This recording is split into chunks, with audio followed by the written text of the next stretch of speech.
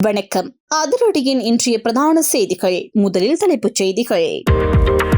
நாட்டை பதற வைத்த திரைசேரி அதிகாரியின் மர்மமான மரணம், நரம்புகள் அறுக்கப்பட்ட நிலையில் கண்டுபிடிக்கப்பட்ட முக்கிய தடயங்கள், பல்வேறு திசைகளில் பாயும் விசாரணை, வெளியான அதிர்ச்சி தரும் பிரேத பரிசோதனை அறிக்கை, நடுவீதியில் மது போதையில் தள்ளாடிய இளம் பெண்கள், மதுபானம் மருந்துவதற்காக ஆற்றில் குளிக்க வந்த சம்பவம், விசாரணையில் வெளியான திடுக்கிடும் தகவல், தனது மகனுக்காக சாக்லேட் பிஸ்கெட்டுக்குள் ஐஸ் போதைப் பொருளை கொண்டு சென்ற சம்பவம், தாயையும் மகளையும் சிறைக்குள்ளே வைத்து சுற்றி வளைத்த அதிகாரிகள், வெளியான அதிர்ச்சி தகவல், யாழ்ப்பாணத்தின் பேரவளமாக மாறியுள்ள செம்மணி புதைகுழி, 240 தாண்டும் மனித எச்சங்கள், நேற்றும் புதிதாக அகழ்ந்தெடுக்கப்பட்ட பல எலும்புக்கூடுகள், சட்டம் அனைவருக்கும் சமம், இந்த வருடம் பெரிய புள்ளிகள் கைது செய்யப்படுவார்கள், டிட்வா புயலுக்காக 50,000 கோடி ரூபாய் நிவாரணம், மே தின பேரணியில் மக்களுக்கு ஜனாதிபதி ஆற்றிய உரை, வெளியிடப்பட்ட மேலும் பல தகவல்கள், அரச சேவை ஊழியர்களுக்கு வரும் நிரந்தர நியமனம், வெளியான சுற்று நிரூபம், அமைச்சரின் மகிழ்ச்சி தகவல், அரசாங்கம் சொகுசு வாழ்க்கை வாழ்கிறது, மீண்டும் அனுரவை சீண்டும் ரணில், சஜித் தரப்புடன் இணைந்து வெளியிட்ட தகவல், எல்லையை உடனடியாக அகற்றுங்கள், தையிட்டி திசவிகாரை விகாராதிபதிக்கு விசேட அறிக்கை, எடுக்கப்பட உள்ள முக்கிய நடவடிக்கை, உங்களால் முடிந்தால் மாகாண சபை தேர்தலை நடத்தி காட்டுங்கள், அனுரவுக்கு சவால் விட்ட சஜித், ரணிலுக்கு காட்டப்பட்ட பச்சை கொடி, வெளியிடப்பட்ட மேலும் பல கருத்துக்கள். தொடர்பான விரிவான செய்திகள். விரிவான செய்திகளுக்கு செல்ல முன்னர் இது போன்ற செய்திகளை உடனுக்குடன் அறிந்து கொள்ள எமது அதிரடி சேனலை சப்ஸ்கிரைப் செய்து கொள்ளுங்கள். களுத்துறை சிறைச்சாலையில் தடுத்து வைக்கப்பட்டுள்ள கைதி ஒருவருக்கு போதைப் பொருள் கொண்டு செல்ல முயன்று தாயும் மகளும் கையும் மெய்யுமாக கைது செய்யப்பட்டுள்ளனர். சிறையில் உள்ள தனது மகனை சந்திக்க வந்தபோது அவர்கள் கொண்டு வந்த சாக்லேட் பிஸ்கட் பாக்கெட்டுகளுக்குள் ஐஸ் மற்றும் ஹெரோயின் போன்ற போதைப் பொருட்கள் மறைத்து வைக்கப்பட்டிருந்தது கண்டுபிடிக்கப்பட்டது. பிஸ்கட்டுகளின் உள்ளேயுள்ள கிரீம் பகுதியை அகற்றி அதற்குள் மிகவும் நுணுக்கமாக போதைப் பொருட்கள் நிரப்பப்பட்டிருந்ததாக சிறைச்சாலை அதிகாரிகள் தெரிவித்துள்ளனர். சிறைச்சாலை வளாகத்தில் மேற்கொள்ளப்பட்ட விசேட சோதனையின் போது இந்த மோசடி முயற்சி வெளிச்சத்துக்கு வந்துள்ளது.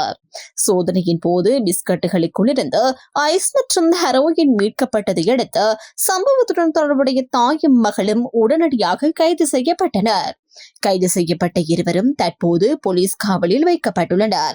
மேலும் இந்த போதைப் பொருட்கள் எங்கிருந்து பெறப்பட்டன, இதன் பின்னணியில் உள்ளவர்கள் யார் என்பதை கண்டறிய போலீசார் தீவிர விசாரணைகளை முன்னெடுத்து வருகின்றனர். பாதுகாப்பு மிகுந்த சிறைச்சாலைக்குள் இவ்வளவு சூட்சுமமான முறையில் போதைப் பொருளை கொண்டு செல்ல முயன்ற இந்த சம்பவம் அதிகாரிகளிடையே பெரும் அதிர்ச்சியை ஏற்படுத்தியுள்ளது. மது போதையில் மோட்டார் சைக்கிளில் பயணித்து 4 இளம் பெண்களை அங்குருவாத்தோட்ட போலீசார் கைது செய்துள்ளனர். கைது செய்யப்பட்டவர்கள் ஹொரண மற்றும் கோணப்புல பகுதியைச் சேர்ந்த 26, 27, 28 மற்றும் 29 வயதுடைய பெண்கள் என போலீசார் தெரிவித்துள்ளனர். இந்நான்கு பெண்களும் ஹொரண, ரெமுன, பெள்ளப்பட்டிய பகுதியில் உள்ள ஆதாதுள ஆற்றுக்கு சென்று குளித்த பின்னர் அங்கு மது அருந்தியதாக தெரிவிக்கப்படுகின்றது. அதன் பின்னர் அவர்கள் தங்களது வீடுகளுக்கு மோட்டார் சைக்கிள்களில் திரும்பிக் கொண்டிருந்த போது வீதி போக்குவரத்து சோதனையில் ஈடுபட்டிருந்த போலீசாரால் நிறுத்தப்பட்டுள்ளனர். அப்போது மேற்கொள்ளப்பட்ட சோதனையில் 4 பேரும் மது போதையில் இருந்தது உறுதிப்படுத்தப்பட்டதை தொடர்ந்து அவர்கள் ஒரே இடத்தில் வைத்து கைது செய்யப்பட்டனர். மேலும் இந்த பெண்கள் நீண்ட காலமாகவே ஆற்றுக்கு செல்லும் போது மது அருந்துவதை வழக்கமாக கொண்டிருந்ததாக ஆரம்பகட்ட விசாரணைகளில் தெரிய வந்துள்ளது. அத்துடன் அவர்கள் மது பழக்கத்திற்கு அதிகளவில் அடிமையாகியுள்ளமையும் விசாரணைகளின் மூலம் வெளிச்சத்திற்கு வந்துள்ளதாக போலீசார் தெரிவித்துள்ளனர். யாழ்ப்பாணம் அரியாலை செம்மணி சிந்து பாத்தி இந்துமையான மனித புதைக்குழி வழக்கின் 3ஆம் கட்ட அகழ்வு பணிகள் 5ஆம் நாளாக நேற்றைய தினம் முன்னெடுக்கப்பட்டன. இந்த நடவடிக்கை யாழ்ப்பாணம் நீதவான் செல்வநாயகம் லெனின்குமார் முன்னிலையில் இடம்பெற்றது. இன்றைய அகழ்வு பணிகளின் போது புதிதாக 3 மனித எச்சங்கள் அடையாளம் காணப்பட்டுள்ளதாக சட்டத்தரணி எஸ். நிரஞ்சன் தெரிவித்துள்ளார். இதுவரை மொத்தமாக 244 மனித எச்சங்கள் அடையாளம் காணப்பட்டுள்ள நிலையில் அதில் 240 எச்சங்கள் ஏற்கனவே அகழ்ந்து எடுக்கப்பட்டுள்ளதாகவும் தெரிவிக்கப்பட்டுள்ளது. மேலும் இந்த அகழ்வு பணிகள் தொடர்பான மேலதிக விசாரணைகள் மற்றும் ஆய்வுகள் தொடர்ந்து நடைபெற்று வருகின்றன. நிதி அமைச்சிலிருந்து 2.5 மில்லியன் அமெரிக்க டாலர்கள் காணாமல் போன சம்பவத்துடன் தொடர்புடைய அதிகாரி ஒருவர் மர்மமான முறையில் உயிரிழந்த சம்பவம் பெரும் பரபரப்பை ஏற்படுத்தியுள்ளது. இந்த சம்பவத்தில் நிதி அமைச்சின் வெளிநாட்டு வழங்கல் திணைக்களத்தின் உதவி பணிப்பாளராக பணியாற்றிய AM ரங்க நிஷாந்த ராஜபக்ச என்பவரே உயிரிழந்த நிலையில் மீட்கப்பட்டுள்ளார் என போலீசார் தெரிவித்துள்ளனர். குளியாப்பட்டிய பகுதியைச் சேர்ந்த 50 வயதுடைய இவரின் சடலம் அவரது சொந்த நெற்றிலை தோட்டத்தில் நேற்று முன்தினம் பிற்பகல் கண்டெடுக்கப்பட்டதாக தெரிவிக்கப்படுகின்றது. சடலம் கிடைத்த போது அவரது கால்களில் இரத்த காயங்கள் இருந்ததாகவும் போலீசார் குறிப்பிட்டுள்ளனர். மேலும் உடல் கிடந்த இடத்திற்கு அருகில் இரத்தக்கரை படித்த கத்தியொன்று மீட்கப்பட்டுள்ளதாக தெரிவிக்கப்பட்டுள்ளது. திரைசேரியிலிருந்து ஹேக்கிங் மூலம் 2.5 மில்லியன் அமெரிக்க டாலர்கள் திருடப்பட்டதாக கூறப்படும் சம்பவம் தொடர்பான விசாரணைகளுக்காக இவர் உட்பட 4 அதிகாரிகள் அண்மையில் பணியிடை நீக்கம் செய்யப்பட்டிருந்தனர். உயிரிழந்த அதிகாரி தனது பணிக்காலத்திலும் இடைநீக்கம் செய்யப்பட்ட பின்னரும் தனது நெற்றிலை தோட்ட பணிகளை தொடர்ந்து கவனித்து வந்ததாகவும் அங்கு பணியாளர்களை நியமித்திருந்ததாகவும் விசாரணைகளில் தெரிய வந்துள்ளது. அந்த தோட்டத்தில் பணிபுரிந்த சிலர் அவர் இரத்த காயங்களுடன் கிடந்ததை கவனித்து அருகில் உள்ளவர்களுக்கு தகவல் தெரிவித்ததாக கூறப்படுகின்றது. பின்னர் அவரது மகள் மற்றும் உறவினர்கள் குளியாப்பட்டிய போலீசாருக்கு முறைப்பாடு செய்துள்ளனர். அதன் பேரில் குளியாப்பட்டிய தலைமையக போலீசார் மற்றும் குற்றப்புலனாய்வு பிரிவு அதிகாரிகள் சம்பவ இடத்திற்கு சென்று விசாரணைகளை ஆரம்பித்துள்ளனர். மேலும் தடயவியல் மருத்துவ அதிகாரி சம்பவ இடத்திற்கு சென்று உடலை பரிசோதித்ததை அடுத்து பிரேத பரிசோதனை மேற்கொள்ளப்பட்டது. இதன்படி உயிரிழந்த திரைசேரி உதவி பணிப்பாளரின் உடலுக்கான பிரேத பரிசோதனை தொடர்பாக நியமிக்கப்பட்ட சட்ட மருத்துவ ஆலோசகர்கள் குழு தனது மருத்துவ அறிக்கையை வெளியிட்டுள்ளது. அந்த அறிக்கையில் உடலில் காணப்பட்ட அனைத்து காயங்களும் அவரை ஏற்படுத்தி கொண்டவை எனவும் இந்த மரணம் தற்கொலையால் ஏற்பட்டது எனவும் தெரிவிக்கப்பட்டுள்ளது. மேலும் சம்பவம் தொடர்பான மேலதிக சட்ட மற்றும் போலீஸ் விசாரணைகள் தொடர்ந்தும் நடைபெற்று வருவதாகவும் குறிப்பிடப்பட்டுள்ளது. இதற்கிடையில் உயிரிழந்த அதிகாரி விசாரணைகளில் இருந்து தப்பித்ததாக கூறப்படும் தகவல்கள் உண்மையல்ல என்றும் அவர் ஏப்ரல் மாதத்தில் பலமுறை குற்றப்புலனாய்வு திணைக்களத்தில் முன்னிலையாகி வாக்குமூலம் அளித்திருந்தார் என்றும் தகவல்கள் வெளியாகியுள்ளன. சந்தேகத்திற்கிடமான மின்னஞ்சல் பரிமாற்றங்கள் மற்றும் தரவு நீக்கம் தொடர்பாக விசாரணைகள் மேற்கொள்ளப்பட்டு வருகின்றன. இதனுடன் தொடர்புடையதாக அவரது வீட்டிலிருந்து 4 கைபேசிகள் கைப்பற்றப்பட்டுள்ளன. மேலும் நீக்கப்பட்ட தரவுகளை மீட்கும் பணிகளும் தற்போது முன்னெடுக்கப்பட்டு வருகின்றன. இந்த அதிகாரியின் மரணம் தற்போது நடைபெற்று வரும் விசாரணைகளுக்கு ஒரு பின்னடைவாக அமைந்துள்ளதாக போலீஸ் வட்டாரங்கள் தெரிவித்துள்ளன. அத்துடன் இந்த நிதி மோசடி தொடர்பான முக்கிய தகவல்களை அறிந்திருந்தவர் இவரே என்பதால் இந்த மரணம் சம்பவத்துடன் தொடர்புடையதா என்ற சந்தேகமும் சமூக மட்டத்தில் எழுந்துள்ளதாகவும் கூறப்படுகின்றது. மக்களது எதிர்பார்ப்பையும் நம்பிக்கையையும் மேலும் வலுப்படுத்தும் வகையில் தேசிய மக்கள் சக்தி அரசாங்கத்தின் ஆட்சி முன்னெடுக்கப்படும் என ஜனாதிபதி அனுரகுமார் திசாநாயக்க தெரிவித்துள்ளார். நுவரெலியாவில் நேற்று நடைபெற்ற மே தின கூட்டத்தில் கலந்து கொண்டு உரையாற்றிய போது அவர் இந்த விடயத்தை குறிப்பிட்டார். வடக்கு, கிழக்கு, தெற்கு மற்றும் மலையகம் உள்ளிட்ட அனைத்து பகுதிகளிலும் அரசாங்கத்திற்கு மக்களின் ஆதரவு கிடைத்து வருவதாகவும் அவர் தெரிவித்தார். இலங்கையின் வரலாற்றில் முதன்முறையாக உழைக்கும் மக்களின் அரசாங்கம் உருவாகியுள்ளது என்றும் மக்களின் தேவைகளை மையமாக கொண்டு தீர்மானங்கள் எடுக்கப்படும் ஆட்சியாக இது செயல்படுகின்றது என்றும் அவர் சுட்டிக்காட்டினார். மேலும் அரசாங்கம் 2 முக்கியமான நோக்கங்களில் அடிப்படையில் செயல்படுகின்றது என்றும், ஒன்று மக்களின் நலனுக்கான தீர்மானங்கள் எடுப்பது, மற்றொன்று ஆட்சியாளர்களுக்கான அநியாய சலுகைகளை நீக்குவது என்றும் அவர் விளக்கினார். சமீபத்தில் ஏற்பட்ட தித்வா புயலால் பெருந்தோட்டத்துறையின் விவசாய நிலங்கள் சேதமடைந்ததாகவும் அதனால் பாதிக்கப்பட்ட மக்களுக்கு அரசாங்கம் பெருமளவில் நிவாரணம் வழங்கியதாகவும் தெரிவித்தார். அதேபோல் தோட்ட தொழிலாளர்களின் சம்பளமும் உயர்த்தப்பட்டுள்ளதாகவும் அவர் கூறினார். மத்திய கிழக்கு பகுதியில் நிலவும் போர் சூழ்நிலையால் எரிபொருள் மற்றும் உரத்தின் விலைகள் உயர்ந்த போதும் மக்களுக்கு நிவாரணம் வழங்க அரசாங்கம் நடவடிக்கை எடுத்ததாகவும் அவர் குறிப்பிட்டார். அரசாங்கத்தின் நிலைத்தன்மை மக்களின் நம்பிக்கையில்தான் அமைகின்றது என்றும், தற்போதைய எதிர்க்கட்சிகள் சிதறிய நிலையில் உள்ளதாகவும் அவர் விமர்சித்தார். மே தின கூட்டங்களில் கூடும் மக்களின் எண்ணிக்கையை ஒப்பிடுகையில் அரசாங்கத்தின் கூட்டத்திற்கு இணையான அளவில் மக்களை சேர்க்க எதிர்க்கட்சிகளால் முடியாது எனவும் அவர் சவால் விடுத்தார். நாடு முழுவதும் ஆயிரக்கணக்கான மக்கள் அரசாங்கத்தின் மீது நம்பிக்கை வைத்து இணைந்து வருவதாகவும் அவர் தெரிவித்தார். குற்றவாளிகளுக்கு எதிராக சட்டத்தை நடைமுறைப்படுத்த வேண்டும் என்பதற்காகவே மக்கள் இந்த அரசாங்கத்தை உருவாக்கியதாகவும் சட்டத்தின் மீது மக்களுக்கு நம்பிக்கை ஏற்படும் வகையில் நடவடிக்கைகள் மேற்கொள்ளப்படும் என்றும் அவர் கூறினார். ஊழல்வாதிகள், மோசடியாளர்கள் மற்றும் திருடர்கள் அதிகளவில் சிறைக்கு செல்லும் ஆண்டாக இது அமையும் என்றும் அவர் எச்சரித்தார். முன்னாள் ஆட்சியாளர்கள் தங்களது சலுகைகளை அதிகரிக்கும் நோக்கில் தீர்மானங்களை எடுத்ததாகவும், ஆனால் தற்போதைய அரசாங்கம் மக்களின் நலனை முன்னிறுத்தி செயல்படுகின்றது என்றும் அவர் தெரிவித்தார். சட்டம் அனைவருக்கும் சமம் என்ற அடிப்படையில் எந்த ஒரு வேறுபாடும் இல்லாமல் நடைமுறைப்படுத்தப்படும் என்றும் அவர் உறுதியளித்தார். தித்வா புயலுக்காக 50,000 கோடி ரூபாய் நிவாரணம் வழங்கப்பட்டதாகவும், அந்த நிதியை கடன் எடுக்காமலும் புதிய பணம் அச்சிடாமலும் வழங்கப்பட்டதாகவும் அவர் குறிப்பிட்டார். தமிழ் மொழி ஆசிரியர்கள் பற்றாக்குறை இருப்பதை கருத்தில் கொண்டு கல்வி அமைச்சின் மூலம் தமிழ் மொழி மூலம் கல்வியற் கல்லூரிகளில் மாணவர் சேர்க்கையை அதிகரிக்கும் நடவடிக்கைகள் மேற்கொள்ளப்பட்டு வருவதாகவும் அவர் தெரிவித்தார். மேலும் பெருந்தோட்ட பகுதிகளில் உள்ள வேதிகளை அபிவிருத்தி செய்வதற்காக நிதி ஒதுக்கீடுகள் செய்யப்பட்டுள்ளதாகவும் அவர் கூறினார். மக்களும் அரசாங்கமும் இணைந்து செயல்படும் ஆட்சியாக இது அமையும் என்பதால் மக்களின் எதிர்பார்ப்பையும் நம்பிக்கையையும் மேலும் வலுப்படுத்தும் வகையில் அரசாங்கத்தின் சேவை தொடரும் என ஜனாதிபதி அனுரகுமார் திசாநாயக்க தெரிவித்துள்ளார். இலங்கையின் அரசு நிறுவனங்களில் தற்காலிக மற்றும் ஒப்பந்த அடிப்படையில் பணியாற்றி வரும் ஊழியர்களை நிரந்தரமாக்கும் வகையில் புதிய சுற்றுநிறுவம் ஒன்று வெளியிடப்பட்டுள்ளது.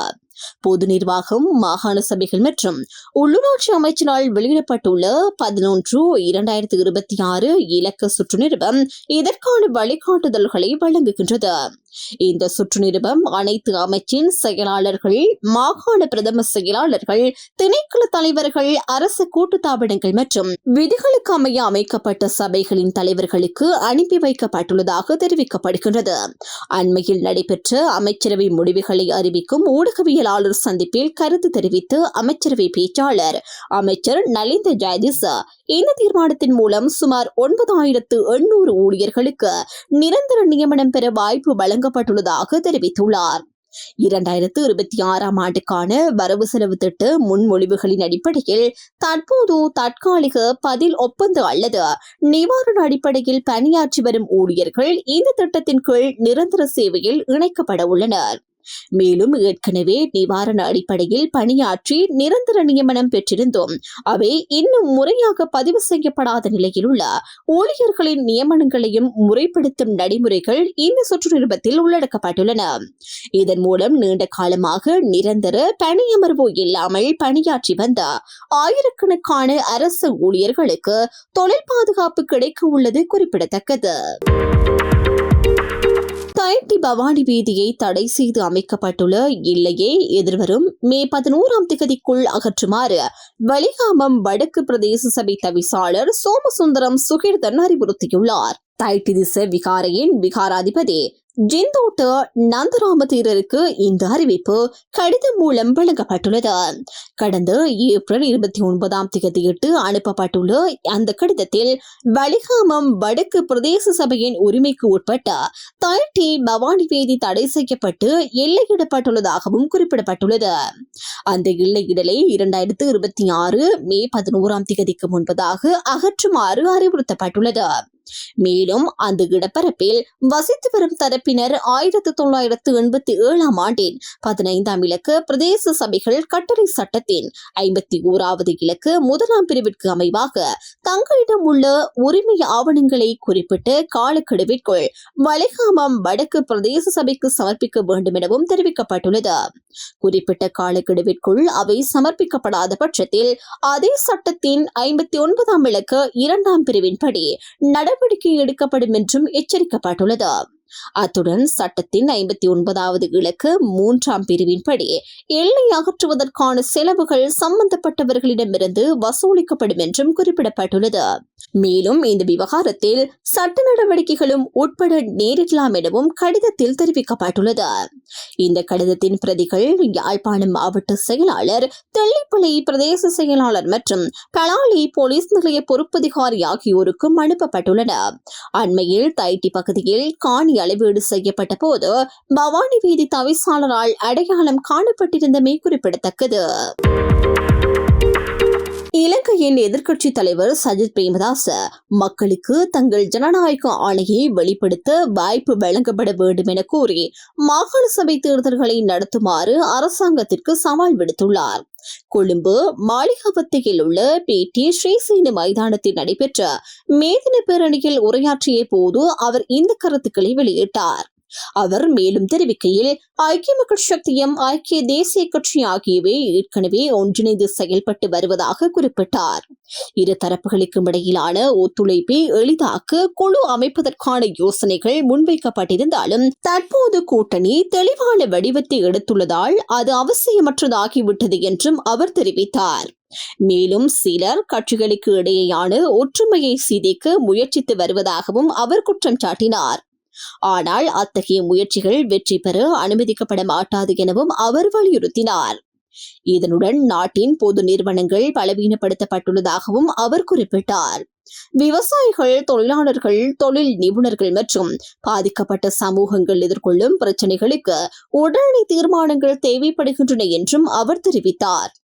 மேலும் நாட்டை மீண்டும் கட்டியெழுப்பவும் திறமையான ஆட்சியை வழங்கவும் தமது கட்சி மாற்று திட்டத்தை முன்வைக்க தயாராக இருப்பதாகவும் அதற்காக பிற முன்னேற்ற சக்திகளுடன் இணைந்து செயல்பட எதிர்க்கட்சி உறுதியளிக்கின்றது என்றும் சஜித் பிரேமதாச தெரிவித்துள்ளார். மக்களுக்கு வழங்கப்பட்ட வாக்குறுதிகளை தேசிய மக்கள் சக்தி அரசாங்கம் இதுவரை நிறைவேற்றவில்லை என்றும் வாழ்க்கை செலவு அதிகரித்து பொதுமக்கள் கடுமையாக பாதிக்கப்பட்டுள்ள நிலையில் ஆளும் தரப்பினர் சொகுசு வாழ்க்கை நடத்தி வருவதாகவும் முன்னாள் ஜனாதிபதி ரணில் விக்ரமசிங்க தெரிவித்துள்ளார்.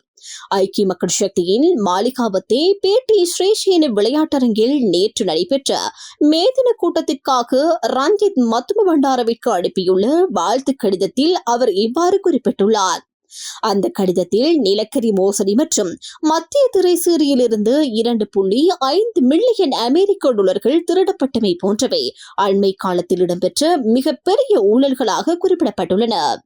மேலும் நாடாளுமன்ற ஜனநாயகத்திற்கு பாதுகாப்பு ஏற்பட்டுள்ளதாகவும் எதிர்க்கட்சியினர் தங்களது கருத்துக்களை வெளிப்படுத்த இடமளிக்கப்படாமல் அச்சுறுத்தல்களின் மூலம் ஆட்சி நடத்தப்படுவதாகவும் அவர் குற்றம் சாட்டியுள்ளார். மாகாண சபை தேர்தல்கள் தோல்வி பயத்தினால் நடத்தப்படவில்லை என்றும் அவர் தனது கடிதத்தில் சுட்டிக்காட்டியுள்ளார். ஐக்கிய மக்கள் சக்தி இம்முறை மே தினத்திற்காக தேர்வு செய்துள்ள உருட்டு, பிறட்டு, திருட்டு என்ற வாசகம் தற்போதைய அரசியல் சூழ்நிலைக்கு மிகவும் பொருத்தமானதாக உள்ளதாகவும் இந்த வாசகத்தை உள்ளூராட்சி மட்டத்திற்கே கொண்டு செல்ல வேண்டும் என்றும் அவர் தெரிவித்துள்ளார். அத்துடன் பௌத்த மத உரிமைகள் மீறப்படுகின்றன என்றும் கத்தோலிக்க திருச்சபைக்கும் அரசாங்கத்திற்கும் இடையிலான நீண்ட கால மரபுகள் பாதிக்கப்படுகின்றன என்றும் அவர் கூறியுள்ளார். மேலும் 1977 ஆண்டு முதல் ஜே.ஆர். ஜெயவர்தன மற்றும் ரணசிங்க பிரேமதாச ஆகியோரால் முன்னெடுக்கப்பட்ட அபிவிருத்தி திட்டங்கள் தற்போது முடங்கியுள்ளதாகவும் அவர் தெரிவித்துள்ளார். இதேவேளை ஐக்கிய தேசிய கட்சியும் ஐக்கிய மக்கள் சக்தியும் இணைந்து செயல்படுவது தொடர்பான பேச்சுவார்த்தைகளுக்காக நியமிக்கப்பட்ட குழுவின் பணிகளை தொடர்ந்து முன்னெடுக்க வேண்டும் என்றும் முன்னாள் ஜனாதிபதி ரணில் விக்ரமசிங்க தனது கடிதத்தில் குறிப்பிட்டுள்ளார். இத்துடன் அதிரடியின் இன்றைய பிரதான செய்திகள் நிறைவடைகின்றன. எமது செய்தி தொடர்பான உங்களுடைய கருத்துக்களை மறக்காமல் கமெண்டில் பதிவிடுங்கள்.